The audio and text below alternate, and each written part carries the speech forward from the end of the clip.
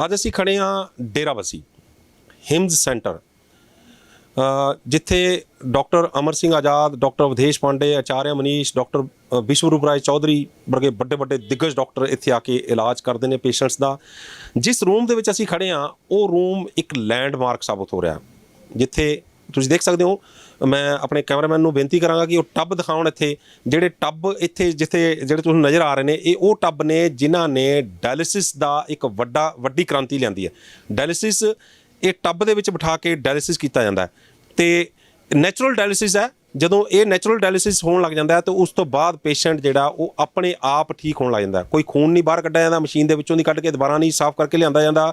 ਕੋਈ ਬੰਦੇ ਨੂੰ ਉਹਨੂੰ ਕੋਈ ਦਵਾਈ ਦੀ ਇੰਜੈਕਸ਼ਨ ਨਹੀਂ ਲਗਾਏ ਜਾਂਦੇ, ਕੋਈ ਇਸ ਤਰ੍ਹਾਂ ਦਾ ਕੰਮ ਨਹੀਂ ਕੀਤਾ ਜਾਂਦਾ ਜਿਹੜਾ ਕਿ ਜਿਹੜਾ ਦੂਸਰਾ ਆਰਟੀਫਿਸ਼ਲ ਡਾਇਲਿਸਿਸ ਮਸ਼ੀਨ ਦੇ ਉੱਤੇ ਜਿਹੜਾ ਇਹ ਸਾਰਾ ਕੰਮ ਕੀਤਾ ਜਾਂਦਾ। ਸਾਡੇ ਨਾਲ ਇੱਕ ਪੇਸ਼ੈਂਟ ਨੇ ਜਿਨ੍ਹਾਂ ਦਾ ਇਸ ਵੇਲੇ ਨੈਚੁਰਲ ਡਾਇਲਿਸਿਸ ਚੱਲ ਰਿਹਾ। ਹਾਲੇ ਤੱਕ ਆਪਾਂ ਗੱਲ ਕੀਤੀ ਸੀ ਡਾਕਟਰ ਅਵਧੇਸ਼ ਪਾਂਡੇ ਨਾਲ ਕਿ ਨੈਚੁਰਲ ਡਾਇਲਿਸਿਸ ਕਿਸ ਤਰ੍ਹਾਂ ਹੁੰਦਾ, ਉਹਦੇ ਪਿੱਛੇ ਦੀ ਸਾਇੰਸ ਕੀ ਹੈ। ਲੇਕਿਨ ਅੱਜ ਆਪਾਂ ਤੁਹਾਨੂੰ ਲਾਈਵ ਦਿਖਾਵਾਂਗੇ ਕਿ ਨੈਚੁਰਲ ਡਾਇਲਿਸਿਸ ਹੋ ਕਿਸ ਤਰ੍ਹਾਂ ਰਿਹਾ। ਬਹੁਤ ਸਾਰੇ ਕਿਡਨੀ ਪੇਸ਼ੈਂਟਸ ਜਿਹੜੇ ਨੇ ਉਹ ਡਾਇਲਿਸਿਸ ਕਰਵਾ ਕੇ ਕਿਡਨੀ ਜਿਹੜੀ ਉਹ ਟ੍ਰਾਂਸਪਲਾਂਟ ਕਰਨ ਤੱਕ ਚਲਾ ਜਾਂਦਾ, ਕਿਉਂਕਿ ਉਸ ਤੋਂ ਉਹ ਕਿਤੇ ਰਿਵਰਸ ਨਹੀਂ ਹੋ ਪਾਉਂਦਾ। ਲੇਕਿਨ ਇਹ ਉਹ ਮੈਥਡ ਹੈ, ਇਹ ਉਹ ਤਰੀਕਾ ਹੈ ਜਿੱਥੇ ਕਿਡਨੀ ਜਿਹੜੀ ਆ ਉਹ ਰਿਵਰਸ ਹੋਏਗੀ, ਕਿਡਨੀ ਜਿਹੜੀ ਉਹ ਠੀਕ ਹੋਏਗੀ। ਇੱਥੇ ਤੁਹਾਡੀ ਕਿਡਨੀ ਜਿਹੜੀ ਟ੍ਰਾਂਸਪਲਾਂਟ ਹੋਣ ਤੱਕ ਨਹੀਂ ਜਾਏਗੀ। ਮੇਰੇ ਨਾਲ ਇੱਕ ਪੇਸ਼ੈਂਟ ਨੇ, ਆਪਾਂ ਉਹਨਾਂ ਦਾ ਪ੍ਰੋਫਾਈਲ ਜਾਣਦੇ ਹਾਂ। ਉਸ ਤੋਂ ਬਾਅਦ ਮੇਰੇ ਨਾਲ ਡਾਕਟਰ ਅਵਧੇਸ਼ ਪਾਂਡੇ ਹੋਣਗੇ ਜਿਨ੍ਹਾਂ ਤੋਂ ਆਪਾਂ ਜਾਣਾਂਗੇ ਕਿ ਇਹ ਸਾਇੰਸ ਕੀ ਹੈ। ਸਤਿ ਸ਼੍ਰੀ ਅਕਾਲ ਜੀ, ਕੀ ਨਾਮ ਹੈ ਜੀ ਤੁਹਾਡਾ? ਅਮਰਜੀਤ ਸਿੰਘ ਜੀ। ਅਮਰਜੀਤ ਸਿੰਘ ਜੀ, ਤੁਸੀਂ ਥੋੜ੍ਹਾ ਜਿਹਾ ਆਪਣੇ ਬਾਰੇ ਜਾਣਕਾਰੀ ਦਿਓਗੇ ਵੀ ਕਿੱਥੋਂ ਦੇ ਰਹਿਣ ਵਾਲੇ ਹੋ, ਕਿੰਨਾ ਪੜ੍ਹੇ ਹੋ, ਕੀ ਕੰਮ ਕਰਦੇ ਹੋ, ਕਿੰਨੀ ਤੁਹਾਡੀ ਉਮਰ ਹੈ ਤੇ ਕਿਸ ਪੋਜੀਸ਼ਨ 'ਚ ਕਿਵੇਂ ਪਹੁੰਚ ਗਏ ਤੁਸੀਂ? ਮੇਰੀ ਉਮਰ 58 ਸਾਲ ਹੈ ਜੀ। ਹਾਂਜੀ। ਮੈਂ ਕਰਿਆਨੇ ਦੀ ਦੁਕਾਨ ਕਰਦਾ। ਕਿੱਥੋਂ ਦੇ ਰਹਿਣ ਵਾਲੇ ਹੋ? ਲੁਧਿਆਣੇ ਦੇ ਰਹਿਣ ਵਾਲੇ ਹਾਂ ਜੀ। ਸ਼ਹਿਰ ਦੇ ਵਿੱਚ ਮਹੱਲੇ ਦੀ ਦੁਕਾਨ ਹੈ ਤੇ ਮੇਰੀ 2008 ਤੋਂ ਕਿਡਨੀ ਦਾ ਮਤਲਬ ਡਾਇਨਸ ਹੋਇਆ ਸੀ। ਉਸ ਤੋਂ ਬਾਅਦ ਕਰਦੇ 2021 ਦੇ ਅਗਸਤ ਦੇ ਵਿੱਚ 18.3 ਕ੍ਰੈਟਨਾਈਨ ਹੋ ਗਿਆ ਸੀ। ਨਹੀਂ, ਪਰ ਇਹ ਮਾਫ ਕਰਨਾ, ਤੁਹਾਨੂੰ ਰੋਕ ਰਿਹਾ। ਕਿਡਨੀ ਜਿਹੜੀ ਆ ਉਹ ਜਦੋਂ ਵੀ ਕੋਈ ਪ੍ਰੋਬਲਮ ਆਉਂਦੀ ਹੈ, ਕਿਡਨੀ ਸਿੱਧੀ ਨਹੀਂ ਖਰਾਬ ਹੋ ਜਾਂਦੀ।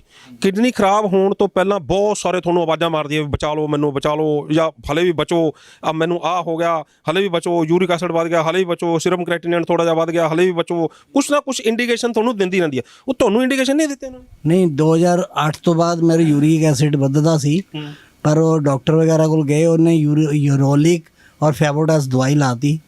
ਕਦੇ ਘਟ ਜਾਂਦੀ ਸੀ, ਕਦੇ ਵੱਧ ਜਾਂਦੀ ਸੀ।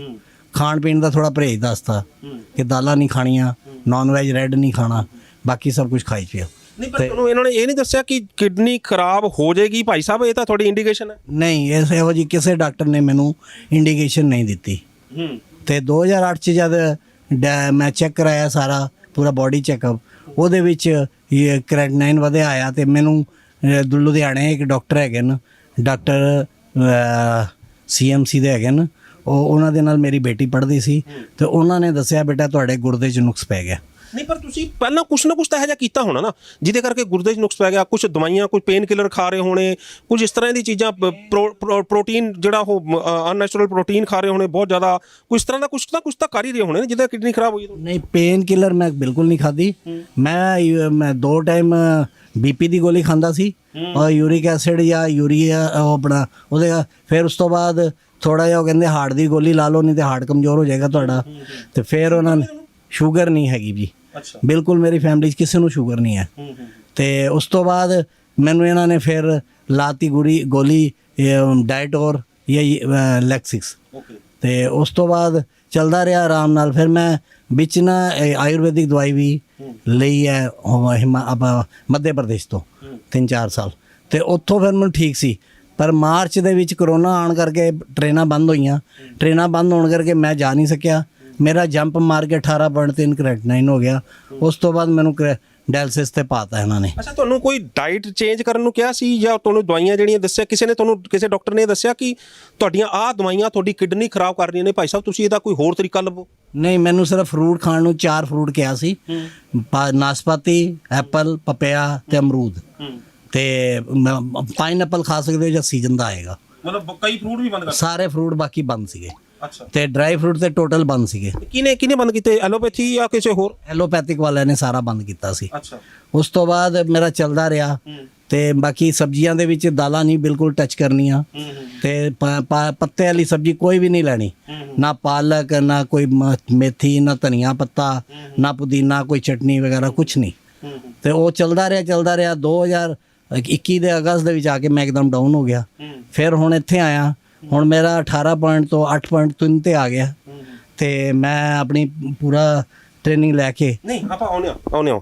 ਇਹ ਮੈਨੂੰ ਦੱਸੋ ਵੀ ਜਦੋਂ ਤੁਹਾਨੂੰ ਤੁਹਾਡਾ ਸੀਰਮ ਕ੍ਰੀਏਟਿਨਿਨ ਵੱਧ ਕੇ 18 ਪੁਆਇੰਟ ਸਮਥਿੰਗ ਪਹੁੰਚ ਗਿਆ, ਕੀ ਪ੍ਰੋਬਲਮ ਆਉਣ ਲੱਗੀ ਬੋਡੀ 'ਚ, ਕੀ ਹੋਣ ਲੱਗਾ ਤੁਹਾਡੇ? ਉਹਦੇ ਵਿੱਚ ਮੈਨੂੰ ਉਲਟੀਆਂ ਆਉਣ ਲੱਗ ਗਈਆਂ, ਕੁਝ ਖਾਣ, ਇੱਕ ਘੁੱਟ ਪਾਣੀ ਨਹੀਂ ਲੰਘਦਾ ਸੀ, ਇੱਕ ਗਰੇਈ ਰੋਟੀ ਨਹੀਂ ਲੰਘਦੀ ਸੀ, ਪੈਰਾਂ 'ਚ ਸੋਜ ਆ ਗਈ, ਪੈਰਾਂ 'ਚ ਸੋਏ, ਮੂੰਹ 'ਚ ਨਹੀਂ ਸੋਜ ਆਈ, ਅੱਖਾਂ ਦੇ ਕੋਲ ਸੋਜ ਆਈ, ਪਰ ਮੈਨੂੰ ਨੀਂਦ ਔਰ ਮੈਂ ਤੁਰ ਫਿਰ ਨਹੀਂ ਬਿਲਕੁਲ ਸਕਦਾ ਸੀ, ਬਿਲਕੁਲ ਨਹੀਂ, ਸਾਹ ਚੜਨ ਲੱਗ ਗਿਆ, ਬੜਾ ਬੁਰਾ ਹਾਲ ਹੋ ਗਿਆ ਮੇਰਾ। ਡਾਕਟਰ ਨੇ ਪਾਣੀ ਪੀਣ ਤੋਂ ਘੱਟ ਮਨਾ ਕਰਤਾ ਹੋਣਾ, ਪਾਣੀ ਘੱਟ ਪੀਓ। ਪਾਣੀ ਮੇਰਾ ਉਹਨਾਂ ਨੇ ਕਿਹਾ ਸੀ ਕਿ 800 ml ਪੀ ਸਕਦੇ ਹੋ ਤੇ ਮੇਰਾ ਡਾਇਲਿਸਿਸ ਤੋਂ ਪਹਿਲੇ 2.5 ਲੀਟਰ ਪਿਸ਼ਾਬ ਆਊਟਪੁੱਟ ਸੀ।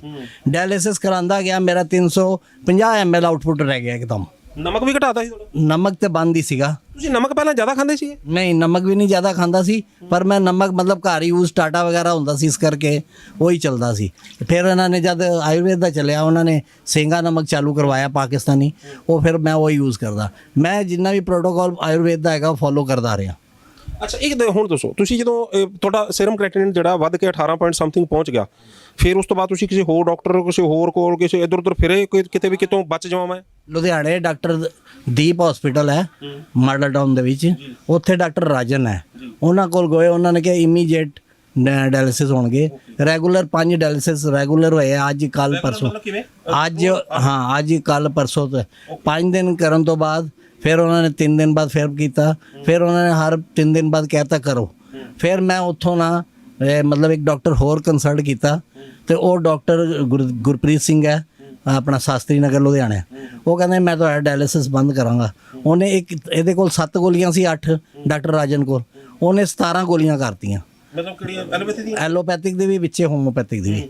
ਉਹ 17 ਗੋਲੀਆਂ ਕਰਨ ਦਾ ਮੇਰਾ ਇਹ ਪੋਜੀਸ਼ਨ ਹੋ ਗਿਆ ਕਿ ਮੇਰੀ ਅੱਗੇ ਨਾਲੋਂ ਵੀ ਹਾਲਤ ਖਰਾਬ ਹੋ ਗਈ। ਮੈਂ ਮਤਲਬ ਪੋਟੀ ਪਹਿਲੇ ਮੈਨੂੰ ਨਾਰਮਲ ਆਂਦੀ ਸੀ, ਬਿਲਕੁਲ ਕਬਜ਼ ਹੋ ਗਈ, ਨਾ ਕੁਝ ਖਾਵਾ ਸਕਾਂ ਨਾ ਕੁਝ, ਮੈਂ ਔਨ ਬੈੱਡ ਹੋ ਗਿਆ। ਉਸ ਤੋਂ ਬਾਅਦ ਮੈਂ ਉਹਨਾਂ ਨੂੰ ਛੱਡਿਆ ਤੇ ਫਿਰ ਦੂਜੀ ਜਗ੍ਹਾ ਆਸਥਾ 'ਚ ਗਿਆ। ਆਸਥਾ 'ਚ ਮੇਰਾ ਉਹਨਾਂ ਨੇ 2 ਦਿਨ ਡਾਇਲਿਸਿਸ ਲਗਾਤਾਰ ਕੀਤੇ, ਇੱਕ ਦਿਨ 7 ਕਿਲੋ ਪਾਣੀ ਕੱਢਿਆ, ਇੱਕ ਦਿਨ 3.5 ਕਿਲੋ ਕੱਢਿਆ। ਫਿਰ ਮੈਂ ਉੱਥੋਂ ਡਾਇਲਿਸਿਸ ਕਰਾਂਦਾ ਸੀ ਹਫਤੇ ਬਾਅਦ, ਇੱਕ ਮੰਗਲਵਾਰ ਦੇ ਮੰਗਲਵਾਰ। ਤੇ ਫਿਰ ਉੱਥੋਂ ਮੈਨੂੰ ਇਹ YouTube 'ਚ ਪਤਾ ਲੱਗਿਆ ਵਿਸ਼ਵਰੂਪ ਜੀ ਦਾ, ਫਿਰ ਮੈਂ ਇੱਥੇ ਅਪਰੋਚ ਕੀਤੀ। ਹੁਣ ਮੇਰਾ ਹਫਤੇ 'ਚ ਇੱਕੋ ਹੀ ਡਾਇਲਿਸਿਸ ਹੋਇਆ, ਪਰ ਮੈਂ ਅੱਗੇ ਨਾਲੋਂ ਤੁਰਨ ਫਿਰਨ, ਸਾਹ ਦਾ, ਨੀਂਦ ਔਰ ਜਿਹੜਾ ਮੇਰੇ ਸਿਰ ਦੇ ਵਿੱਚ ਨੀਂਦ ਦੇ ਇਲਾਵਾ ਮੈਨੂੰ ਮਤਲਬ ਹਾਈਪਰਟੈਂਸ਼ਨ ਦੇ ਲਗਭਗ ਮਤਲਬ ਡਿਪਰੈਸ਼ਨ 'ਚ ਜਾਣ ਦਾ ਮੇਰਾ ਹਾਲ ਹੋ ਗਿਆ ਸੀ। ਉਹ ਮੇਰਾ ਇਹਨਾਂ ਨੇ ਪੰਚਕਰਮਾ करके काफ़ी रिलीफ दे। चंडीगढ़ में भारत का पहला इंटीग्रेटेड मेडिकल साइंसेज का हॉस्पिटल शुरू किया गया है, जिसका नाम हिम्स रखा गया है, hospital and institute of integrated medical sciences, जहां एलोपैथी, आयुर्वेद, होम्योपैथी, नेचुरोपैथी सब एक ही साथ पेशेंट को ठीक करने के उद्देश्य से काम करती हैं सारी पैथी। इसमें डॉक्टर विश्वरूप राय चौधरी, डॉक्टर अमर सिंह आजाद, डॉक्टर अवधेश पांडे, आचार्य मनीष, डॉक्टर खादर फली और इन सब की पूरी नॉलेज, ट्रेनिंग और एजुकेशन को यूज किया जा रहा है। लीवर फेल हो, किडनी खराब हो, हार्ट की प्रॉब्लम हो, जोड़ों का दर्द हो, ऑटो इम्यून डिजीज हो, स्टेज 4 कैंसर हो, कोई भी ऐसी बीमारी जो डॉक्टर ने आपको लाइलाज बताई हो या आपको कोई ऑपरेशन बताया हो, तो आप इस हॉस्पिटल हिम्स में संपर्क कर सकते हैं और बीमारी की जड़ पर काम कर सकते हैं। रहना, खाना, पीना सब अरेंजमेंट है। 70 बेड का यह हॉस्पिटल भारत में अपनी तरह का एकमात्र ऐसा हॉस्पिटल है जहां पर पेशेंट को ठीक किया जाता है, पेशेंट को नॉलेज दी जाती है, पेशेंट को पढ़ाया जाता है, पेशेंट को एजुकेट किया जाता है कि कैसे आपको अपनी बीमारी से खुद ही लड़ना है, यानी कि अपना डॉक्टर खुद बनना है। Be your on doctor. तो आज जरूरत है ऐसे हिम्स के हॉस्पिटल और क्लिनिक्स की। अभी भारत में पटियाला में, जीरकपुर, चंडीगढ़, डेराबस्सी और दिल्ली में 14 क्लिनिक शुरू हो चुके हैं, जहां पर सिर्फ खाना पीना और लाइफस्टाइल को ठीक करके बीमारियों को रिवर्स करना सिखाया जाता है। और एक हॉस्पिटल डेराबस्सी जो चंडीगढ़ में है वो शुरू हो चुका है। ये सब हिम्स के नाम से काम कर रहे हैं। तो अगर आप भी किसी गंभीर बीमारी से परेशान हैं तो जल्द संपर्क करें हिम्स हॉस्पिटल चंडीगढ़ में। ਦਿੱਤਾ। ਅੱਛਾ ਇੱਕ ਚੀਜ਼ ਦੱਸੋ, ਤੁਸੀਂ ਜਦੋਂ ਤੁਹਾਡਾ ਡਾਇਲਿਸਿਸ ਚੱਲ ਰਿਹਾ ਹੁੰਦਾ ਸੀ ਉਦੋਂ ਮਤਲਬ ਮੰਨ ਲਓ ਵੀ ਆਪਾਂ ਨੂੰ ਡਾਕਟਰ ਨੇ ਕਹਿਤਾ ਵੀ 18 ਪੁਆਇੰਟ ਸਮਥਿੰਗ ਹੋ ਗਿਆ, ਤੁਸੀਂ ਹਸਪੀਟਲ ਜਾ ਰਹੇ ਹੋ, ਤੁਸੀਂ ਇੱਕ ਡਾਕਟਰ ਕੋਲ ਜਾ ਰਹੇ ਹੋ, ਦੂਜੇ ਡਾਕਟਰ ਕੋਲ ਜਾ ਰਹੇ ਹੋ, ਤੁਹਾਨੂੰ ਕਿਸੇ ਪਾਸੋਂ ਆਰਾਮ ਨਹੀਂ ਆ ਰਿਹਾ, ਫਿਰ ਤੁਸੀਂ ਪੈ ਗਏ ਡਾਇਲਿਸਿਸ ਦੇ ਉੱਤੇ। ਡਾਇਲਿਸਿਸ ਮਸ਼ੀਨ ਚੱਲ ਰਹੀ ਆ, ਤੁਸੀਂ ਨਾਲ ਤੁਹਾਡਾ ਬਲੱਡ ਸਾਫ਼ ਹੋ ਰਿਹਾ, ਨਾਲ ਤੁਹਾਨੂੰ ਇੱਕ ਦਿਨ ਲੈ ਗਏ, 2 ਦਿਨ ਲੈ ਗਏ, ਉਸ ਟਾਈਮ ਮਾਈਂਡ 'ਚ ਕੀ ਚੱਲ ਰਿਹਾ ਹੁੰਦਾ ਸੀ, ਦਿਮਾਗ ਕੀ ਕਿੱਦਾਂ ਦਿਮਾਗ ਦੀ ਮਾਈਂਡ 'ਚ ਚੱਲ ਰਿਹਾ ਸੀ ਸਰ ਕਿ ਪੈਸੇ ਦਾ ਖਜ਼ਾਨਾ ਖਾਲੀ ਹੋ ਰਿਹਾ ਸੀ। ਮੈਂ ਛੋਟਾ ਜਿਹਾ ਰੁਜ਼ਗਾਰ ਕਰਦਾ ਔਰ ਮੈਂ ਸੋਚਿਆ ਮੈਂ ਟੀਕਾ ਲਵਾ ਲਵਾਂ ਆਪਣੇ ਆਪ ਨੂੰ। ਹਾਂ ਮਤਲਬ ਆਤਮ ਹੱਤਿਆ ਕਰਨ ਦੀ, ਹਾਂ ਮਤਲਬ ਇੰਨਾ ਬੁਰਾ ਹਾਲ ਸੀ। ਹਾਂ ਮੇਰਾ ਬਹੁਤ ਬੁਰਾ ਹਾਲ ਸੀ, ਪੂਰਾ ਪਰਿਵਾਰ ਬੜਾ ਦੁਖੀ ਸੀ। ਨਹੀਂ ਪਰਿਵਾਰ ਦੇ ਸਲਾਹ ਦਿਲਾਸਾ ਦਿੰਦਾ ਰਿਹਾ। ਉਹ ਕਹਿੰਦੇ ਸਾਰੀ ਉਮਰ ਤੁਸੀਂ ਕਮਾਇਆ, ਤੁਸੀਂ ਕੀਤਾ। ਮੇਰੀ 14 ਸਾਲ ਦੀ ਉਮਰ 'ਚ ਮੇਰੇ ਪਿਤਾ ਜੀ ਗੁਜ਼ਰ ਗਏ ਸੀ, ਸਾਰੇ ਭੈਣ ਭਰਾ ਨੂੰ ਮੈਂ ਹੀ ਪਾਲਿਆ। ਉਹ ਸਾਰੇ ਕਹਿੰਦੇ ਨਹੀਂ ਨਹੀਂ ਅਸੀਂ ਤੁਹਾਡੇ ਨਾਲ ਹੈਗੇ ਆ। ਹਿੰਮਤ ਹਾਰ ਗਈ ਸੀ। ਮੈਂ ਹਿੰਮਤ ਹਾਰ ਗਿਆ ਸੀ। ਹੁਣ ਆ ਕੇ ਮੇਰੀ ਹਿੰਮਤ ਫਿਰ ਦੁਬਾਰਾ ਬਣ ਗਈ ਹੈ ਤੇ ਹੁਣ ਮੈਂ ਅੱਜ ਕੰਪਲੀਟ ਕਰਕੇ। ਅੱਛਾ ਜਦੋਂ ਉਸ ਤੋਂ ਬਾਅਦ ਜਦੋਂ ਤੁਹਾਨੂੰ ਤੁਸੀਂ ਹਾਰ ਗਏ, ਡਾਇਲਿਸਿਸ ਵੀ ਚੱਲ ਰਹੇ ਨੇ, ਉਸ ਤੋਂ ਬਾਅਦ ਤੁਹਾਨੂੰ ਪਤਾ ਲੱਗਿਆ ਹਿਮਸ ਦੇ ਵਿੱਚ ਆਉਣਾ ਹੈ। ਹਿਮਸ ਜਦੋਂ ਅੰਦਰ ਐਂਟਰ ਕਰ ਰਹੇ ਹੋ, ਬਾਹਰ ਖੜੇ ਹੋ ਤੁਸੀਂ, ਅੰਦਰ ਐਂਟਰ ਕਰ ਰਹੇ ਹੋ, ਮਨ 'ਚ ਕੁਝ ਚੱਲ ਰਿਹਾ ਸੀ ਵੀ ਕੁਝ ਹੋ ਰਿਹਾ ਹੈ? ਐਸਾ ਸੀ ਕਿ 30 ਅਕਤੂਬਰ ਨੂੰ ਜਦ ਵਿਸ਼ਵਰੂਪ ਜੀ ਦਾ ਸੰਮੇਲਨ ਹੋਇਆ ਨਾ, ਉਹ ਮੇਰੇ ਯਾਰਾਂ ਦੋਸਤਾਂ ਨੇ ਜਿਨ੍ਹਾਂ ਨੂੰ ਪਤਾ ਸੀ ਕਿਡਨੀ ਪੇਸ਼ੈਂਟ ਹੈ, ਉਹਨਾਂ ਨੇ ਮੈਨੂੰ WhatsApp 'ਚ ਬਹੁਤ ਵੀਡੀਓ ਪਾਈ ਕਿ ਤੂੰ ਯਾਰ ਇੱਕ ਵਾਰ ਇੱਥੇ ਟਰਾਈ ਕਰ। ਤੇ ਮੈਂ ਫਿਰ ਆਪ ਨਹੀਂ ਆਇਆ, ਮੇਰੀ ਸਿਸਟਰ ਅੰਬਾਲੇ ਵਿਆਹੀ ਹੈ, ਮੈਂ ਉਹਨਾਂ ਦੇ ਗੱਲ ਕੀਤੀ। ਉਹ ਵਿਚਾਰੇ 2.5 ਮਹੀਨੇ ਪਹਿਲੇ ਇੱਥੇ ਸਾਰਾ ਪਤਾ ਕਰਕੇ ਗਏ ਸੀ। ਮੈਂ ਆਂਦਾ ਪਿਆ ਸੀ, ਮੇਰੀ ਤਬੀਅਤ ਰਸਤੇ 'ਚ ਦੁਰਾਹੇ ਕੋਲ ਖਰਾਬ ਹੋ ਗਈ, ਮੈਂ ਉੱਥੋਂ ਵਾਪਸ ਚਲਾ ਗਿਆ ਘਰ। ਮੁੜ ਕੇ ਮੈਨੂੰ ਸਾਰੇ ਕਹਿੰਦੇ ਨੇ ਛੱਡ ਪਰੇ ਆਯੁਰਵੇਦ ਦਾ, ਤੂੰ ਸਾਰੀ ਉਮਰ ਆਯੁਰਵੇਦ ਤੇ ਹੀ ਕਰਦਾ ਰਿਹਾ ਤੇ ਤੇਰਾ ਫਰਕ ਤੇ ਪਿਆ ਨਹੀਂ। ਪਰ ਮੇਰੀ ਹਾਲਤ ਬੜੀ ਖਰਾਬ ਸੀ। ਮੈਂ ਜਦ ਘਰਦਿਆਂ ਨੂੰ ਸਾਰਿਆਂ ਨੂੰ, ਬੇਟੀ ਨੂੰ, ਭੈਣ ਨੂੰ, ਸਾਰਿਆਂ ਨੂੰ ਕਿਹਾ ਕਿ ਮੇਰਾ ਟੀਕਾ ਲਵਾ ਦਿਓ, ਤੇ ਉਹ ਕਹਿੰਦੇ ਨਹੀਂ ਫਿਰ ਹੁਣ ਲਾਸਟ ਚਾਂਸ ਉੱਥੇ ਲੈਣੇ ਆ ਚੱਲ ਕੇ। ਫਿਰ ਉਹ ਕਹਿੰਦੇ ਬਹਾਨੇ ਨਾਲ ਮੈਨੂੰ ਬੁਲਾਇਆ ਉਹਨਾਂ ਨੇ ਅੰਬਾਲੇ, ਨਾ ਕਿ ਮੈਂ ਇੱਥੇ ਆਉਣਾ ਚਾਹੁੰਦਾ ਸੀ। ਉਹਨਾਂ ਨੇ ਕਿਹਾ 1 ਜਨਵਰੀ ਆਪਾਂ ਇੱਥੇ ਮਨਾਉਂਦੇ ਹਾਂ, ਤੁਸੀਂ ਦੇ। ਮੈਂ 30 ਤਰੀਕ ਸ਼ਾਮ ਨੂੰ ਆਇਆ, 31 ਤਰੀਕ ਨੂੰ ਇੱਥੇ ਲਿਆ ਕੇ ਮੈਨੂੰ ਦਾਖਲ ਕਰਤਾ। ਹਾਂਜੀ ਮੈਂ 1 ਤਰੀਕ ਤੋਂ ਇੱਥੇ ਇਹ ਸਾਰਾ ਸਿਸਟਮ ਦਾ ਪ੍ਰੋਗਰਾਮ ਲੈ ਰਿਹਾ ਔਰ ਮੈਨੂੰ ਬਹੁਤ ਬੈਟਰ ਫੀਲ ਹੋ ਰਿਹਾ। ਜਿੰਨੇ ਵੀ ਮੈਂਬਰ ਮਿਲੇ ਆ, ਕੋਈ ਵੀ ਇੱਕ ਵੀ ਬੰਦਾ ਮੈਨੂੰ ਨਿਰਾਸ਼ਾ ਨਹੀਂ ਮਿਲਿਆ, ਸਾਰੇ ਖੁਸ਼ੀ ਮਨ ਨਾਲ ਗਏ। ਪਰ ਫਰਦਰ ਇਹ ਹੈ ਕਿ ਅੱਗੋਂ ਇਹ ਸਾਰਾ ਸਿਸਟਮ ਕਰਨਾ ਪਏਗਾ ਤੇ ਤਾਂ ਹੀ ਸਾਨੂੰ ਬੈਨੀਫਿਟ ਮਿਲੇਗਾ। ਅੱਛਾ ਇੱਕ ਚੀਜ਼ ਮੈਨੂੰ ਦੱਸੋ ਕਿ ਇੱਥੇ ਆ ਕੇ ਤੁਹਾਨੂੰ ਉਸ ਤੋਂ ਪਹਿਲਾਂ ਪ੍ਰੋਬਲਮ ਜਿਹੜੀਆਂ ਸੀਗੀਆਂ ਉਹ ਕੀ ਸੀਗੀਆਂ, ਕੀ ਤੁਹਾਨੂੰ ਹੋ ਰਿਹਾ ਸੀਗਾ ਜਿਹੜਾ ਉਰੇ ਆ ਕੇ ਤੂੰ ਜਦੋਂ ਥੈਰੇਪੀ ਲਈ ਤਾਂ ਉਹ ਤੁਹਾਡਾ ਠੀਕ ਹੋਣ ਲੱਗਾ? ਕੀ ਸੀਗਾ? 5 ਕਿਸਮ ਦੀ ਪ੍ਰੋਬਲਮ ਆ ਗਈਆਂ ਸੀ। ਇੱਕ ਤੇ ਕ੍ਰੈਟਨਾਈਨ ਤੇ ਵੱਧਦਾ ਹੀ ਵੱਧਦਾ ਸੀ। ਹਰ ਹਫਤੇ ਬਾਅਦ ਡਾਕਟਰ ਕਹਿੰਦੇ ਸੀ ਚੈੱਕਅਪ ਕਰਾਓ। ਪਹਿਲੇ ਤਾਂ 1500-1600 ਰੁਪਇਆ ਲਾਲ ਪੱਤੇ ਦੇ ਕੇ ਚੈੱਕ ਕਰਵਾਉਣਾ ਪੈਂਦਾ ਸੀ। ਹਰ ਹਫਤੇ ਦੀ ਦਵਾਈ ਦਿੰਦੇ ਸੀ। ਸੈਕੰਡ ਮੇਰਾ ਨੀਂਦ ਬਿਲਕੁਲ ਘਟ ਗਈ ਸੀ। ਅੱਛਾ ਥਰਡ ਮੇਰੇ ਕੋਲ ਤੁਰਨ ਨਹੀਂ ਹੁੰਦਾ ਸੀ, ਥਕਾਵਟ ਹੁੰਦੀ ਸੀ। ਮੈਂ ਯੋਗਾ ਵੀ ਕਰ ਲੈਂਦਾ ਸੀ ਪਹਿਲੇ, ਪਾਰਕ ਵੀ ਮੇਰੇ ਘਰ ਦੇ ਕੋਲ ਹੈ, ਪਾਰਕ ਵੀ ਮੈਂ ਜਾਂਦਾ ਸੀ, ਬਿਲਕੁਲ ਨਹੀਂ ਜਾ ਸਕਦਾ ਸੀ। ਤੇ ਮੇਰਾ ਹੌਲੀ ਸਾਰਾ ਕੁਝ ਸਿਸਟਮ ਖਰਾਬ ਹੋ ਗਿਆ ਤੇ ਔਨ ਬੈੱਡ ਤੇ ਆਉਣ ਵਾਲਾ ਕੰਮ ਹੋ ਗਿਆ ਬਸ। ਮਤਲਬ ਹਰ ਟਾਈਮ ਇੱਕ ਨੈਗੇਟਿਵ ਥਾਟ ਆਉਂਦਾ ਸੀ, ਮਰ ਜੋ ਕੋਈ ਫਾਇਦਾ ਨਹੀਂ ਹੈਗਾ ਜੀ। ਫਾਇਦਾ ਨਹੀਂ। ਮੈਂ ਕਿਹਾ ਹੁਣ ਸਭ ਕੁਝ ਹੋ ਗਿਆ, ਭੈਣ ਭਰਾ ਵਿਆਹ ਗਏ, ਬੱਚੇ ਵਿਆਹ ਗਏ, ਪੜ੍ਹੇ ਲਿਖੇ ਗਏ, ਕਾਰੋਬਾਰ ਹੋ ਗਿਆ, ਕੰਮ ਇਹਨਾਂ ਦਾ ਹੋ ਗਿਆ, ਚਲੋ ਆਪਣਾ ਅੱਗੇ ਸਾਰਾ ਕਰੀਏ। ਕਿੰਨੀ ਉਮਰ ਹੈ ਤੁਹਾਡੀ? ਮੇਰੀ 58 ਹੈ। ਤੇ ਡਾਕਟਰ ਵਿਸ਼ਵਰੂਪ ਰਾਏ ਚੌਧਰੀ, ਡਾਕਟਰ ਅਮਰ ਸਿੰਘ ਆਜ਼ਾਦ, ਡਾਕਰ ਅਵਧੇਸ਼ ਪਾਂਡੇ, ਆਚਾਰਿਆ ਮਨੀਸ਼, ਇਹ ਤਾਂ ਸਾਰੇ ਕਹਿੰਦੇ ਨੇ ਵੀ ਬੰਦਾ 100 ਸਾਲ ਲਈ ਆਇਆ ਧਰਤੀ ਦੇ ਉੱਤੇ। ਦੇਖੋ ਜੀ ਇਹ ਤੇ ਹੁਣ ਵਰਤਾਂਗੇ ਤੇ ਪਤਾ ਲੱਗੇਗਾ। 3-7 ਦਿਨ 'ਚ ਤੇ ਮੈਨੂੰ ਪੋਜ਼ਿਟਿਵ ਮਿਲਿਆ। 7 ਦਿਨ 'ਚ ਬਾਅਦ ਲੱਗ ਰਿਹਾ ਵੀ ਮੈਂ 100 ਸਾਲ ਜੀਊਂਗਾ। ਹੁਣ ਮੈਨੂੰ ਉਮੀਦ ਜਾਗ ਰਹੀ ਹੈ ਔਰ ਮੈਂ ਜ਼ਰੂਰ 100 ਸਾਲ ਨਹੀਂ, ਜਿੰਨੀ ਰੱਬ ਨੇ ਉਮਰ ਬਖਸ਼ੀ ਹੈ ਉਨੇ ਤੋਂ ਤਾਂ ਨਾ ਘੱਟ ਨਾ ਕੋਈ ਵਧਾ ਸਕਦਾ ਜੀ। ਨਾ ਤਿਲ ਘਟੇ, ਬਾਣੀ 'ਚ ਲਿਖਿਆ ਨਾ ਤਿਲ ਘਟੇ, ਤੇ ਉਹਨਾਂ ਤੇ ਜੀ ਕੇ ਆਰਾਮ ਨਾਲ ਜਾਏ ਨਾ। ਮਤਲਬ ਪੂਰੀ ਤਰ੍ਹਾਂ ਤੁਸੀਂ ਸੰਤੁਸ਼ਟ ਹੋ ਰਹੇ? ਹਾਂਜੀ ਬਿਲਕੁਲ ਪੂਰਾ ਸੰਤੁਸ਼ਟ ਹੋ। ਬਹੁਤ ਧੰਨਵਾਦ ਤੁਹਾਡਾ, ਨਿਊਜ਼ ਏਸ਼ੀਆ ਪੰਜਾਬੀ ਨਾਲ ਗੱਲਬਾਤ ਕੀਤੀ, ਤੁਹਾਡਾ ਬਹੁਤ ਬਹੁਤ ਥੈਂਕ ਯੂ ਜੀ। ਸੋ ਤੁਸੀਂ ਦੇਖਿਆ ਵੀ ਕਿਸ ਤਰੀਕੇ ਨਾਲ ਇੱਕ ਅਜਿਹਾ ਪੇਸ਼ੈਂਟ ਜਿਹੜਾ ਕਿਸ ਹਾਲਾਤ ਦੇ ਵਿੱਚ ਪਹੁੰਚ ਚੁੱਕਿਆ ਸੀ, ਕਿੱਦਾਂ ਦੀ ਹਾਲਾਤ ਸੀਗੀ। ਤੁਸੀਂ ਸੋਚ ਸਕਦੇ ਹੋ ਉਸ ਦਾ ਮਾਨਸਿਕਤਾ ਕੀ ਹੁੰਦੀ ਹੈ ਜਦੋਂ ਬੰਦਾ ਇੱਕ ਡਾਇਲਿਸਿਸ ਮਸ਼ੀਨ ਦੇ ਉੱਤੇ ਪਿਆ ਹੈ। ਕੋਈ ਬੰਦਾ ਉਸ ਨੂੰ ਕਿਸੇ ਪਾਸੋਂ ਇਲਾਜ ਨਜ਼ਰ ਨਹੀਂ ਆ ਰਿਹਾ, ਲੇਕਿਨ ਉਸ ਟਾਈਮ ਨੈਗੇਟਿਵ ਥਾਟ ਆਉਣ ਲੱਗ ਜਾਂਦੇ ਨੇ, ਕਿਉਂਕਿ ਇੱਕ ਬੋਡੀ ਦੇ ਅੰਦਰ ਵੀ ਕੁਝ ਚੇਂਜਸ ਆਉਂਦੇ ਨੇ। ਬੋਡੀ ਦੇ ਅੰਦਰ ਬਲੱਡ ਸਪਲਾਈ ਜਿਹੜੀ ਆ ਉਹ, ਕਿਉਂਕਿ ਜਿਹੜਾ ਕਿਡਨੀ ਬਲੱਡ ਸਪਲਾਈ ਸਹੀ ਤਰੀਕੇ ਨਾਲ ਅੱਗੇ ਭੇਜ ਨਹੀਂ ਰਹੀ, ਬਲੱਡ ਸਪਲਾਈ ਜਿਹੜਾ ਬ੍ਰੇਨ ਤੱਕ ਪਹੁੰਚ ਨਹੀਂ ਰਹੀ ਸਹੀ ਢੰਗ ਨਾਲ, ਉਹਦੇ ਨਾਲ ਨੈਗੇਟਿਵ ਥਾਟ, ਉਹਦੇ ਨਾਲ ਹਾਰਮੋਨਸ ਵੀ ਉਸ ਤਰ੍ਹਾਂ ਦੇ ਬਣਨ ਲੱਗ ਜਾਂਦੇ ਨੇ ਕਿ ਜਿਹੜਾ ਉਹਨਾਂ ਨੇ ਆਤਮ ਹੱਤਿਆ ਕਰਨ ਤੱਕ ਦੀ ਉਹ ਸੋਚਣ ਲੱਗ ਜਾਂਦੇ ਸੀਗੇ। ਪਰ ਆਪਾਂ ਹੁਣ ਇੱਧਰ ਨਾ ਇਹ ਠੀਕ ਹੋ ਰਹੇ ਨੇ, ਪਰਮਾਤਮਾ ਦੀ ਕਿਰਪਾ ਦੇ ਨਾਲ ਇਹ ਠੀਕ ਹੋ ਰਹੇ ਨੇ।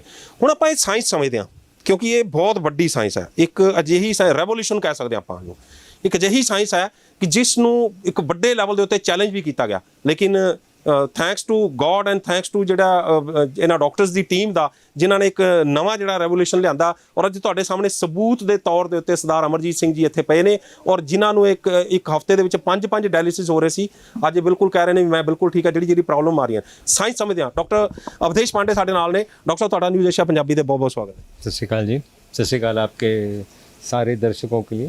डॉक्टर साहब हाँ साइंस के पहले आर्ट ऑफ लिविंग की बात करते हैं। आपने अभी सुना ये पेशेंट ये कह रहे थे कि मैं सुसाइड करने का सोच रहा था।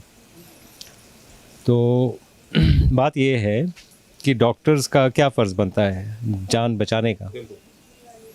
प्रॉब्लम सिर्फ एक पेशेंट आया वो ही सिर्फ प्रॉब्लम है, या पेशेंट को क्या तकलीफ़ है सिर्फ वो देख के दवा दे देना या उसको वापस भेज देना ठीक नहीं है। उसके सोशल एस्पेक्ट को देखना ज़रूरी है, उसके बैकड्रॉप को देखना ज़रूरी है। बैकड्रॉप इसलिए ज़रूरी है कि मान लीजिए कोई डायलिसिस के लिए जा रहा है, सिर्फ वो पेशेंट का प्रॉब्लम नहीं है। सोशल प्रॉब्लम ये है कि घर का एक जवान बेटा या बेटी अपना यूजुअल काम छोड़ के हफ्ते में 2 या 3 बार उनको डायलिसिस के लिए ले जाना पड़ता है। तो उसमें प्रॉब्लम क्या होता है कि पेशेंट तो पेशेंट है, वो तो प्रोडक्टिव है नहीं फैमिली के लिए, लेकिन जो प्रोडक्टिव बेटा या बेटी या वाइफ है वो भी लगे हुए हैं, जो कमाऊ सदस्य है वो भी उलझ गए, लगा हुआ है, तो उसकी भी नौकरी गई। तो ये आर्ट ऑफ लिविंग की पहले बात करें, साइंस ऑफ लिविंग के पहले, तो इसमें क्या है ये आप घर पे कर सकते हैं और डायलिसिस की अमूमन ज़रूरत नहीं पड़ती है, जो हमारा यहाँ पे एक्सपीरियंस रहा है। तो एक तो बात वापस आने की है, दूसरा क्या इंसल्ट इस चीज़ तक ले आया है। ब्लड प्रेशर, डायबिटीज़ ज़्यादातर रीज़न ये होते हैं किडनी फेलियर के। पेशेंट्स को लगता है कि ब्लड प्रेशर तो मेरा मेंटेन्ड है ये दवाइयों पे, लेकिन 20 साल 22 साल के बाद या 10 साल के बाद किडनी फेल करने लगती है। क्योंकि रीडिंग हमने कम कर ली, वो अंदर उसी तरह चला। हाँ, तो ब्लड प्रेशर का इफेक्ट जो है, ब्लड को जितना प्रेशर से टारगेट ऑर्गन को मिलना चाहिए था किडनी को, हमने ब्लड प्रेशर की दवा दे के कम कर दिया उसको, तो उसको कम ब्लड मिल रहा है। तो वो कम ब्लड मिलेगा तो धीरे धीरे धीरे धीरे धीरे वो फेलियर में जाएगा। ऑर्गन मरने लगते हैं। और जैसे डायबिटीज़ है, डायबिटीज़ में आपको ब्लड शुगर तो आपने कम कर दिया, वो एक रीडिंग आ गई, लेकिन डायबिटीज़ का जो डैमेज है वो चलता रहता है। शुगर तो अंदर है, मतलब वो डैमेज चलता रहता है।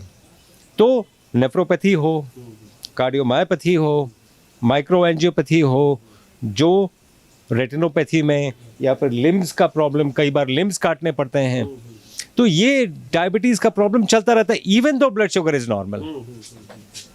तो इसलिए मैं ये बोल रहा था कि इनका एक तो साइंटिफिक एस्पेक्ट ये है कि जब ये टब में बैठे हैं या फिर हेड डाउन टिल्ट कर रहे हैं, we are using postural medicine, और पॉस्चरल मेडिसिन से काफ़ी हद तक इनका, अब जैसे पानी में बैठे हैं ये, तो इनका because of the temperature, because of the pressure, इनका जो ये जो एसिड बेस डिसबैलेंस है वो पसीने के थ्रू निकल रहा है, और वो पसीना इज व्हाट, डाइल्यूटेड यूरिन, है ना। तो वो ऐसे करके इनका डायलिसिस भी हो रहा है, एंड प्लस प्रेशर के चलते जो ब्लड प्रेशर है, ब्लड प्रेशर जो है दो मनकों पे वो टिकी हुई है, एक कार्डियक आउटपुट, दूसरा पेरिफेरल रेजिस्टेंस। कार्डियक आउटपुट जब ये इस पे जाएंगे, अब because of the pressure cardiac output कम होता है, तो सिस्टोलिक ब्लड प्रेशर कम होता है। पेरिफेरल रेजिस्टेंस बढ़ जाता है, ये कम होता है, अब बिकॉज डायलिटेशन हो जाता है, ये गर्म पानी है तो पेरिफेरल डायलिटेशन हो जाता है, तो डायस्टोलिक भी कम हो जाता है, तो ब्लड प्रेशर भी कम हो गया और ये डायलिसिस भी हो गया, और पेशेंट आपके सामने है। अच्छा एक बात बताइए, हमने वीडियो में तो बोला था, वीडियो में हमने बहुत बारीकी से समझ, लेकिन अभी अब हमारे पास लाइव है, तो इसमें क्या है कि हमने इन्फ्लामेशन की बात की थी, आपको याद होगा कि इन्फ्लेमेशन क्या करता है बॉडी के अंदर जब क्रॉनिक इन्फ्लेमेशन में अगर जो वेन्स के अंदर अगर और आर्टरीज के अंदर या ब्लड वेसल्स के अंदर अगर इन्फ्लेमेशन आ गई तो उसकी वजह से भी ब्लॉकेज आती है, उसकी वजह से भी ब्लड प्रेशर जो है वो ऊपर नीचे हो जाता है। तो जब ब्लड प्रेशर ऊपर नीचे होगा तो ये पानी में अगर बैठेंगे गर्म पानी में तो इन्फ्लेमेशन वेन्स के अंदर, आर्टरीज के अंदर और वेसल्स के अंदर वो भी कम होगा, उसकी वजह से भी ठीक होगा, वो भी कम होगा, वो क्रोनिक इन्फ्लेमेशन भी कम होगा बिकॉज ऑफ दैट। वो भी एक बड़ी वजह है कि उसकी है वो पसीने से निकल जाएंगे। और एसिड प्रॉब्लम क्या होता है ना, lungs and kidneys acid based balance और डिसबैलेंस में लगे रहते हैं। अगर किडनी काम नहीं कर रही है तो एसिड बेस्ड डिसबैलेंस हो जाएगा, है ना। उसको एसिड बेस्ड बैलेंस में कैसे वापस लेके आना, ये जो सांस चढ़ती है इनकी, ये स्वेलिंग आ जाती है, ये एसिड बेस्ड डिसबैलेंस के चलते इंटरस्टिशियल फ्लूइड सारा ये भर जाता है। इसलिए इसको आसान भाषा में अगर पब्लिक तक समझाने की कोशिश करें कि जो काम किडनी नहीं कर रही थी उस काम को हमने स्किन के रास्ते करवा लिया। एक तो वो, दूसरा जो टॉक्सिन्स नहीं निकल रहे थे वो स्किन के जरिए निकल गए, वही तो बोल रहा हूँ, ताकि पेशेंट डिटॉक्स्ड हो गया। और डिटॉक्स जैसे ही होगा उनको अच्छा फील होना शुरू हो जाएगा। ठीक है, ये इन्होंने एक ऐसी सेंटिमेंटल बात बोल दी कि मैं सुसाइड करने का सोच रहा था। एक डॉक्टर के लिए सुनने के लिए वो बहुत बड़ी बात है। जैसे मैं अगर कुछ सुन लूँगा, चाहे मैं कोई भी काम कर रहा हूँ, मैं दौड़ के आऊँगा कि नहीं, ये अपना फ़र्ज़ ये है ना कि कोई ये ना सोचे। तो ये मुझे बड़ी खुशी है कि इन्होंने ऐसा फ्रैंकली बोला, मैंने सुन लिया and I am very happy कि आपको इसके चलते फ़ायदा हो रहा है। हाँ, मुझे बड़ी खुशी है इस बात की। ये आप अगर आएंगे हिम्स हॉस्पिटल में, hospital and institute of integrated medical sciences, Chandigarh Dera वसीम हॉस्पिटल है ऑन द मेन हाईवे। अगर आप आते हैं तो यहाँ पे आपको बहुत सारे कैंसर पेशेंट मिलेंगे, एंड स्टेज कैंसर पेशेंट मिलेंगे। एंड सिर्फ फ़र्क ये देखेंगे when you compare these patients with the patient in other hospital of similar kind, फ़र्क ये देखेंगे कि ये कंफर्टेबल है। दूसरा फ़र्क ये देखेंगे कि ये आपको लगेगा नहीं कि ये पेशेंट हैं, वो दर्द रहित हैं। कि शुगर, बीपी सिर्फ 7 दिन में बिना 1 रुपए की दवाई के 90% लोगों का यहाँ हिम्स हॉस्पिटल चंडीगढ़ में भर्ती होकर खाने पीने को ठीक करके रिवर्स किया जा सकता है। सैकड़ों पेशेंट हो चुके हैं। अगर ज़ुबान पे लगाम है तो 3 लोगों से वास्ता नहीं पड़ेगा आपका। खाने के लिए है तो डॉक्टर से वास्ता नहीं पड़ेगा, बोलने के लिए है तो पुलिस और वकील से वास्ता नहीं पड़ेगा, और प्रोफेशनली इन तीनों से वास्ता ना पड़े तो ज़्यादा अच्छा है। दूसरा, दुनिया की कोई भी ऐसी बीमारी नहीं है जो खाने पीने से हो नहीं जाती है और फिर रेगुलेट नहीं हो सकती है। तो ये दोनों बातें वैसे ही चलती हैं। 5 पिलर्स हैं हमारे, 5 pillars: diet, medicinal plants, physical exercise या फिजिकल वर्क, माइंड मैनेजमेंट और taking the help of various pathies, all the pathies. तो ये हम 5 पिलर्स पे काम करते हैं। जब हम इन 5 पिलर्स पे काम करते हैं तो बॉडी अंदर से जब हील होने लगती है तो थायराइड की समस्या जो अपने आप ही ठीक होने लगती है। चंडीगढ़ में भारत का पहला इंटीग्रेटेड मेडिकल साइंसेज का हॉस्पिटल शुरू किया गया है, जिसका नाम हिम्स रखा गया है, hospital and institute of integrated medical sciences, जहां एलोपैथी, आयुर्वेद, होम्योपैथी, नेचुरोपैथी सब एक ही साथ पेशेंट को ठीक करने के उद्देश्य से काम करती है सारी पैथी। इसमें डॉक्टर विश्वरूप राय चौधरी, डॉक्टर अमर सिंह आजाद, डॉक्टर अवधेश पांडे, आचार्य मनीष, डॉक्टर खादर फली और इन सब की पूरी नॉलेज, ट्रेनिंग और एजुकेशन को यूज किया जा रहा है। लीवर फेल हो, किडनी खराब हो, हार्ट की प्रॉब्लम हो, जोड़ों का दर्द हो, ऑटो इम्यून डिजीज हो, स्टेज 4 कैंसर हो, कोई भी ऐसी बीमारी जो डॉक्टर ने आपको लाइलाज बताई हो या आपको कोई ऑपरेशन बताया हो, तो आप हिम्स हॉस्पिटल हिम्स में संपर्क कर सकते हैं और बीमारी की जड़ पर काम कर सकते हैं। रहना, खाना, पीना सब अरेंजमेंट है। अभी भारत में पटियाला में, जीरकपुर, चंडीगढ़, डेराबस्सी और दिल्ली में 14 क्लिनिक शुरू हो चुके हैं, जहां पर सिर्फ खाना पीना और लाइफस्टाइल को ठीक करके बीमारियों को रिवर्स करना सिखाया जाता है। और एक हॉस्पिटल डेराबस्सी जो चंडीगढ़ में है वो शुरू हो चुका है। ये सब हिम्स के नाम से काम कर रहे हैं। तो अगर आप भी किसी गंभीर बीमारी से परेशान हैं तो जल्द संपर्क करें हिम्स हॉस्पिटल चंडीगढ़ में।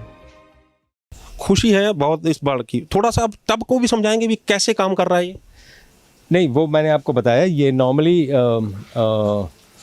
एक टेम्परेचर मीटर है जो टेम्परेचर मेंटेन करता है, और एक ऑटोमेटिक पाइप है। अगर वाटर लेवल कम होता है तो वो ऑटोमेटिकली उसमें पानी ला देता है। और ये यहाँ पे रखा गया क्योंकि 2 घंटे इन्होंने यहाँ बैठना होता है, तो कुछ अपना लैपटॉप रख के काम कर सकते हैं या कोई फ़ोन रख के पिक्चर देख सकते हैं और 2 घंटे यहाँ पे रह सकते हैं। तो ये वैसे काम करता है। अच्छा, जो पानी है, एक पेशेंट हमने बिठा दिया इसमें, तो जो पानी उसमें से डिटॉक्सीफाई होकर उसमें यूरिन और या पसीना इसमें आ गया, तो हर बार पानी चेंज होता है? हर बार चेंज करना होता है, हर बार पानी चेंज करना होता है। एक तो हर बार पानी चेंज होगा। अब पानी में कुछ और भी मिक्स किया जाता है ताकि उसमें थेरेपी देने के लिए? नहीं, सिंपल वाटर, कुछ भी नहीं मिक्स किया जाता। बहुत बड़ी बात है। सिर्फ पानी से हम लोग जो है वो किडनी भी रिवर्स कर रहे हैं और जो अब पूरी बीमारी जो है रिवर्स करके इन्फ्लेमेशन भी कम कर रहे हैं और पूरी बीमारी। अरे क्या बात है, बहुत बढ़िया है, कोशिश बहुत बढ़िया है। तो इसके लिए तो मैं ऑन कैमरा आप सलाम ही बोल सकता हूँ, इससे ज़्यादा मैं कुछ नहीं बोल सकता। बहुत धन्यवाद आप। थैंक यू जी, थैंक यू। ਸੋ ਤੁਸੀਂ ਦੇਖਿਆ ਜੀ ਕਿ ਡਾਕਟਰ ਅਵਧੇਸ਼ ਪਾਂਡੇ ਸਾਡੇ ਨਾਲ ਨੇ, ਕਿਸ ਤਰੀਕੇ ਦੇ ਨਾਲ ਇੱਕ ਅਜਿਹੀ ਇਨਵੈਂਸ਼ਨ, ਇੱਕ ਅਜਿਹੀ ਇਜਾਦ। ਮੇਰੇ ਨਾਲ ਪੇਸ਼ੈਂਟ ਦੇ ਪਰਿਵਾਰ ਵੀ ਹੈ, ਉਹਨਾਂ ਦੇ ਸਰਦਾਰ ਅਮਰਜੀਤ ਸਿੰਘ ਜੀ ਦੇ ਵਾਈਫ ਵੀ ਨੇ। ਥੋੜਾ ਜਿਹਾ ਇਹਨਾਂ ਦੀ ਮਾਨਸਿਕਤਾ ਵੀ ਜਾਣ ਲਈ ਆਪਾਂ 2 ਮਿੰਟ ਨਾਲ ਲਾ ਲਈਏ ਕਿ ਜਦੋਂ ਇੱਕ ਪਰਿਵਾਰ ਦੇ ਵਿੱਚ ਅਜਿਹਾ ਪੇਸ਼ੈਂਟ ਆ ਜਾਂਦਾ ਤੇ ਉਹਦੇ ਵਿੱਚ ਫਿਰ ਉਹਨਾਂ ਦੀ ਮਾਨਸਿਕਤਾ ਕਿਸ ਤਰ੍ਹਾਂ ਦੀ ਹੋ ਜਾਂਦੀ ਹੈਗੀ। ਸਤਿ ਸ਼੍ਰੀ ਅਕਾਲ ਜੀ, ਕੀ ਨਾਮ ਹੈ ਜੀ? ਗੁਰਦੀਪ ਕੌਰ। ਤੁਹਾਡੇ ਹਸਬੈਂਡ? ਹਾਂਜੀ। ਕੀ ਖਾਦਾ ਸੀ ਇਹਨਾਂ ਨੇ, ਇਹੋ ਜਿਹਾ ਕੀ ਕਰਿਆ ਸੀ ਜਿਹੜੇ ਕਿਡਨੀ ਖਰਾਬ ਹੋ ਗਈ? ਕੁਛ ਵੀ ਨਹੀਂ ਐਦਾਂ ਕੁਛ ਵੀ ਖਾਂਦੇ ਨਹੀਂ ਸੀ, ਜਿਵੇਂ ਨਾ ਡਰਿੰਕ ਕਰਦੇ ਸੀ ਨਾ ਕੁਛ ਖਾਂਦੇ ਪੀਂਦੇ ਸੀ, ਐਵੇਂ ਦਾ ਕੁਛ ਵੀ ਨਹੀਂ ਕਰਦੇ ਸੀ। ਤੇ ਕਿਡਨੀ ਖਰਾਬ ਹੋਈ ਤੇ ਫਿਰ ਪਰਿਵਾਰ ਦੇ ਵਿੱਚ ਮਾਹੌਲ ਕਿਸ ਤਰ੍ਹਾਂ? ਬਸ ਟੈਨਸ਼ਨ ਦਾ ਮਾਹੌਲ ਸੀ, ਹੋਰ ਟੈਨਸ਼ਨ ਰਹਿੰਦੀ ਸੀ ਹਰ ਟਾਈਮ। ਜਦੋਂ ਜਿਵੇਂ ਪਹਿਲੇ ਸਟਾਰਟਿੰਗ ਵਿੱਚ ਤਾਂ ਘੱਟ ਸੀ, ਫਿਰ ਧੀਰੇ ਵੱਧਦੀ ਗਈ ਤੇ ਟੈਨਸ਼ਨ ਰਹਿੰਦੀ ਸੀ ਹਮੇਸ਼ਾ ਕਿ ਠੀਕ ਹੋ ਜਾਏ, ਬਸ ਇਹੀ ਟੈਨਸ਼ਨ ਰਹਿੰਦੀ ਸੀ। ਕਿੰਨਾ ਕੁ ਪੈਸਾ ਲਾ ਚੁੱਕੇ ਹੋ ਹਲੇ ਤੱਕ ਕਿਡਨੀ ਦੇ ਮਾਮਲੇ ਦੇ ਨਾਲ? 4-5 ਲੱਖ ਲੱਗ ਗਿਆ ਹੋਣਾ। 5 ਲੱਖ ਲੱਗ ਕੇ ਵੀ ਕੰਡੀਸ਼ਨ ਐਂਡ ਤੇ ਪਹੁੰਚ ਚੁੱਕੀ ਸੀ? ਹਾਂਜੀ। ਚਲੋ ਆਰਾਮ ਨਹੀਂ ਆਇਆ? ਨਹੀਂ। ਤੇ ਉਰੇ ਆਰਾਮ ਆ ਰਿਹਾ ਹੈ? ਹਾਂਜੀ, ਇਹ DIP ਡਾਈਟ ਫੋਲੋ ਕਰਨ ਲੱਗ ਗਏ ਸੀ। ਪਹਿਲੇ ਤੋਂ 1 ਸਾਲ ਤੋਂ ਫੋਲੋ ਕਰਦੇ ਸੀ, ਫਿਰ ਇੱਥੇ ਦਾ ਪਤਾ ਲੱਗਿਆ, ਫਿਰ ਇੱਥੇ ਆਏ ਤੇ ਇੱਥੇ ਮਤਲਬ ਹੁਣ ਪੂਰਾ ਟ੍ਰੀਟਮੈਂਟ ਸਮਝ ਕੇ ਤੇ ਹੁਣ ਅਸੀਂ ਘਰ ਜਾ ਕੇ ਵੀ ਪੂਰਾ ਫੋਲੋ ਕਰਾਂਗੇ। ਇਹ ਜਦੋਂ ਵੀ ਡਾਇਲਿਸਿਸ ਕਰਾਉਂਦੇ ਸੀ ਉਸ ਤੋਂ ਬਾਅਦ ਘਰ ਆ ਕੇ ਰੋਂਦੇ ਸੀ ਆਪਣੇ ਨੂੰ ਬਹੁਤ ਜ਼ਿਆਦਾ। ਫਿਰ ਉਹਨਾਂ ਦੇ ਨਾਲ ਅਸੀਂ ਵੀ ਡਿਪਰੈਸ ਹੋ ਜਾਂਦੇ ਸੀ। ਉਹੀ ਕਹਿ ਰਿਹਾ, ਜਦੋਂ ਪੇਸ਼ੈਂਟ ਇੱਕ ਹਿੰਮਤ ਹਾਰ ਜਾਂਦਾ ਫਿਰ ਉਦੋਂ ਪਰਿਵਾਰ ਦੀ ਕੰਡੀਸ਼ਨ ਕੀ ਹੁੰਦੀ ਹੈ, ਉਦੋਂ ਮਾਨਸਿਕਤਾ ਕੀ ਹੁੰਦੀ ਹੈ? ਹਾਂਜੀ, ਬਸ ਅਸੀਂ ਹੌਸਲਾ ਹੀ ਦਿੰਦੇ ਸੀ ਇਹਨਾਂ ਨੂੰ ਕਿ ਠੀਕ ਹੋ ਜਾਓਗੇ। ਤੇ YouTube ਵਿੱਚ ਦੇਖਦੇ ਰਹਿੰਦੇ ਸੀ, ਫਿਰ ਅਸੀਂ ਬੋਲਦੇ ਅਸੀਂ ਤੁਹਾਨੂੰ ਉੱਥੇ ਹੀ ਲੈ ਕੇ ਚੱਲਦੇ ਆ। ਫਿਰ ਅਸੀਂ ਇਹਨਾਂ ਨੂੰ ਇੱਥੇ ਲੈ ਆਏ। ਤੇ ਹੁਣ ਤੁਸੀਂ ਸੰਤੁਸ਼ਟ ਹੋ ਵੀ ਇੱਥੇ ਜੋ ਹੋ ਰਿਹਾ ਇਲਾਜ? ਹਾਂਜੀ, ਸੰਤੁਸ਼ਟ। ਬਹੁਤ ਧੰਨਵਾਦ ਜੀ, ਬਹੁਤ ਧੰਨਵਾਦ। ਸੋ ਅਮਰਜੀਤ ਸਿੰਘ ਦੇ ਨਾਲ ਆਪਾਂ ਅੱਜ ਪੂਰੀ ਕੇਸ ਹਿਸਟਰੀ ਜਾਣੀ ਹੈ ਵੀ ਕਿਸ ਤਰੀਕੇ ਦੇ ਨਾਲ ਇਹਨਾਂ ਨੂੰ ਪ੍ਰੋਬਲਮ ਆਈ, ਕਿੱਦਾਂ ਡਾਇਲਿਸਿਸ ਦੇ ਥਰੂ ਨਿਕਲ ਕੇ ਕਿਡਨੀ ਇੱਕ ਅਜਿਹੀ ਹਾਲਾਤ 'ਚ ਪਹੁੰਚ ਗਈ ਕਿ ਇਹਨਾਂ ਨੂੰ ਇਹ ਲੱਗਣ ਲੱਗ ਗਿਆ ਵੀ ਹੁਣ ਮੇਰਾ ਤਾਂ ਪੈਸਾ ਹੀ ਲੱਗ ਰਿਹਾ ਤੇ ਜ਼ਿੰਦਗੀ ਮੇਰੀ ਫਿਰ ਵੀ ਸ਼ਾਇਦ ਨਾ ਬਚੇ, ਤੇ ਕਿਉਂ ਨਾ ਮੈਨੂੰ ਇੱਕ ਜ਼ਹਿਰ ਦਾ ਇੰਜੈਕਸ਼ਨ। ਇਹਨਾਂ ਨੇ ਸਿੱਧਾ ਇਹ ਕਿਹਾ ਵੀ ਮੈਂ ਆਪਣੇ ਆਪ ਨੂੰ, ਇੱਕ ਪਰਿਵਾਰ ਨੂੰ ਕਹਤਾ ਸੀ ਮੈਨੂੰ ਜ਼ਹਿਰ ਦਾ ਇੰਜੈਕਸ਼ਨ ਲਵਾ ਦਿਓ। ਤੇ ਲੇਕਿਨ ਕਹਿੰਦੇ ਨੇ ਵੀ ਪਰਮਾਤਮਾ ਜਿਹਨੂੰ ਬਚਾਉਣ ਵਾਲਾ ਹੋਵੇ ਉਹਨੂੰ ਕੋਈ ਮਾਰ ਨਹੀਂ ਸਕਦਾ। ਤੇ ਇਹ ਹਾਲਾਤ ਦੇ ਵਿੱਚ ਫਿਰ ਇਹਨਾਂ ਨੇ ਹਿਮਸ ਦੇ ਵਿੱਚ ਦਾਖਲਾ ਲਿਆ। 31 ਤਰੀਕ ਯਾਨੀ 31 ਦਸੰਬਰ, ਹਾਲੇ ਕੋਈ ਬਹੁਤੀ ਦੂਰ ਨਹੀਂ ਹੈ, ਹਫ਼ਤਾ ਕੁ ਪਹਿਲਾਂ ਹੀ ਇਹਨਾਂ ਨੇ ਦਾਖਲਾ ਲਿਆ ਹੈਗਾ। ਤੇ ਅੱਜ ਇਹ ਆਪਣੇ ਆਪ ਦੇ ਵਿੱਚ ਇਹਨਾਂ ਨੇ ਜਿਹੜੇ 5 ਡਾਇਲਿਸਿਸ ਹੋ ਰਹੇ ਸੀਗੇ ਹਫ਼ਤੇ ਦੇ ਵਿੱਚ, ਇਹਨਾਂ ਦੇ 1 ਡਾਇਲਿਸਿਸ ਹੋਇਆ ਸਾਰਾ। ਤੇ ਬਾਡੀ ਵੀ ਜਿਹੜੀ ਰਿਕਵਰ ਕਰ ਰਹੀ ਹੈ, ਜੋ ਇਹਨਾਂ ਦੇ ਸਿੰਪਟਮ ਆ ਰਹੇ ਸੀ, ਪ੍ਰੋਬਲਮ ਆ ਰਹੀ ਸੀ, ਉਹ ਸਾਰੀ ਠੀਕ ਹੋ ਰਹੀ ਹੈ। ਤੇ ਇਹ ਉਮੀਦ ਇਹਨਾਂ ਦੇ ਅੰਦਰ ਜਾਗੀ ਹੈ, ਹੁਣ ਇਹ ਮਤਲਬ ਆਪਣੇ ਆਪ ਨੂੰ ਤੰਦਰੁਸਤ ਵੀ ਫੀਲ ਕਰ ਰਹੇ ਨੇ। ਤੇ ਜੋ ਸੋਜਾ, ਜੋ ਪੇਨ, ਜੋ ਕੁਝ ਵੀ ਹੋ ਰਿਹਾ ਸੀ, ਉਹ ਸਾਰੇ ਇਹਨਾਂ ਦੀ ਰਿਕਵਰ ਹੋ ਚੁੱਕੀ ਹੈ। ਤੇ ਉਮੀਦ ਕਰਦੇ ਹਾਂ ਕਿ ਆਉਣ ਵਾਲੇ ਸਮੇਂ ਦੇ ਵਿੱਚ ਬਿਲਕੁਲ ਤੰਦਰੁਸਤ ਹੋਣਗੇ। ਇੱਕ ਵਾਰੀ ਫਿਰ ਵੀਡੀਓ ਬਣਾ ਕੇ ਇਹਨਾਂ ਨੂੰ ਤੁਹਾਡੇ ਸਾਹਮਣੇ ਪੇਸ਼ ਕਰਾਂਗੇ। ਸੋ ਤੁਹਾਨੂੰ ਇਹ ਗੱਲਬਾਤ ਕਿਵੇਂ ਲੱਗੀ, ਆਪਣੀ ਰਾਏ ਸਾਨੂੰ ਸਾਡੇ ਕਮੈਂਟ ਬਾਕਸ ਜ਼ਰੂਰ ਦੇਣਾ। ਜੇਕਰ ਵੀਡੀਓ ਵਧੀਆ ਲੱਗੀ ਹੈ ਤਾਂ ਇਸ ਨੂੰ ਲਾਈਕ ਤੇ ਸ਼ੇਅਰ ਵੱਧ ਤੋਂ ਵੱਧ ਕਰ ਦਿਓ, ਕਿਉਂਕਿ ਬਹੁਤ ਸਾਰੇ ਪੇਸ਼ੈਂਟ ਇਹ ਜਿਹੇ ਹਾਲਾਤ ਦੇ ਵਿੱਚ ਆਪਣੇ ਘਰ ਬੈਠੇ ਨੇ, ਹਿੰਮਤ ਹਾਰ ਚੁੱਕੇ ਨੇ। ਉਹ ਵੀ ਕਹਿੰਦੇ ਹੋਣੇ ਕਿ ਸਾਨੂੰ ਟੀਕਾ ਲਵਾ ਦਿਓ, ਸਾਡਾ ਕੋਈ ਫਾਇਦਾ ਨਹੀਂ ਬਚਣ ਦਾ। ਲੇਕਿਨ ਇਹ ਇੱਕ ਅਜਿਹਾ ਟੈਸਟੀਮੋਨੀਅਲ ਹੈ, ਇਹ ਇੱਕ ਅਜਿਹੇ ਉਦਾਹਰਨ ਹੈ ਜਿਹੜੀ ਕਿ ਜਦੋਂ ਪਬਲਿਕ ਤੱਕ ਪਹੁੰਚੇਗੀ ਤਾਂ ਬਹੁਤ ਸਾਰੇ ਲੋਕਾਂ ਦੇ ਅੰਦਰ ਹਿੰਮਤ ਜਾਗੇਗੀ। ਹਿੰਮਤ ਜਾਗ ਕੇ ਉਹ ਕਹਿਣਗੇ ਵੀ ਅਸੀਂ ਵੀ ਠੀਕ ਹੋ ਸਕਦੇ ਹਾਂ। ਜੇ ਸਰਦਾਰ ਅਮਰਜੀਤ ਸਿੰਘ ਠੀਕ ਹੋ ਸਕਦੇ ਨੇ ਤਾਂ ਅਸੀਂ ਵੀ ਠੀਕ ਹੋ ਸਕਦੇ ਹਾਂ। ਤੇ ਜੇ ਠੀਕ ਹੋਣਾ ਹੋਏਗਾ ਤਾਂ ਫਿਰ ਹਿਮਸ ਹਸਪੀਟਲ ਦੇ ਦਰਵਾਜ਼ੇ ਤੁਹਾਡੇ ਲਈ ਖੁੱਲ੍ਹੇ ਨੇ। ਤੁਸੀਂ ਇੱਥੇ ਆਓ ਤੇ ਆਪਣਾ ਇਲਾਜ ਕਰਵਾ ਸਕਦੇ ਹੋ। ਸਾਡੇ ਚੈਨਲ ਨੂੰ ਸਬਸਕ੍ਰਾਈਬ ਕਰਨਾ ਨਾ ਭੁੱਲਿਓ। ਅਗਲੀ ਵਾਰ ਫਿਰ ਹਾਜ਼ਰ ਹੋਵਾਂਗੇ ਇੱਕ ਨਵੇਂ ਮੁੱਦੇ, ਇੱਕ ਨਵੇਂ ਮਹਿਮਾਨ ਦੇ ਨਾਲ। ਉਦੋਂ ਤੱਕ ਮੈਨੂੰ ਦਿਓ ਇਜਾਜ਼ਤ।